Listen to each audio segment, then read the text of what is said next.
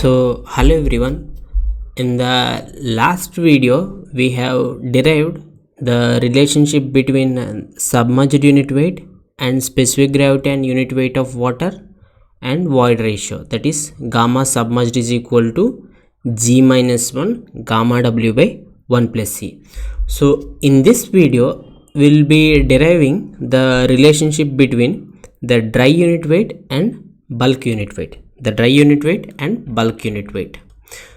So this three-phase diagram will be using for all the derivations that I have already told you. And so we know actually we'll be deriving the relationship between dry unit weight and bulk unit weight, gamma T R B. So gamma T is equal to total weight to the total volume. So this total weight, how we can write? This is nothing but weight of solids plus weight of water. Weight of solids plus weight of water. Anyway, I don't want to write again. Directly I will be writing that whatever is there in the three-phase diagram, GS into gamma W plus E into S into gamma W divided by total volume will be nothing but volume of solids plus volume of voids. So we are assuming volume of solids is equal to 1. Then we can write volume of voids is equal to void ratio. So total volume will be nothing but 1 plus E. 1 is nothing but volume of soil solids plus E is nothing but volume of voids. Since volume of solids is equal to 1, that we are assuming. So next thing is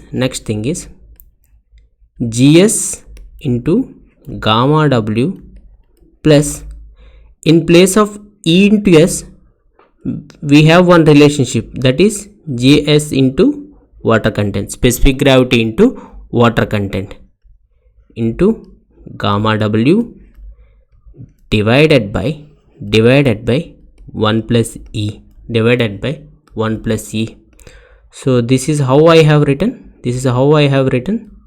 Since E into S is equal to GS into water content. GS into water content. GS is nothing but specific gravity of soil solids. So GS into gamma W, we can take common since it is present here as well as here also. So I am taking it as a common. So if I take it as a common, then here 1 will be present and here water content will be present. Divided by 1 plus E. This will be gamma T actually. So actually we have already derived in this place. If you carefully observe, we have derived this GS gamma W by 1 plus E.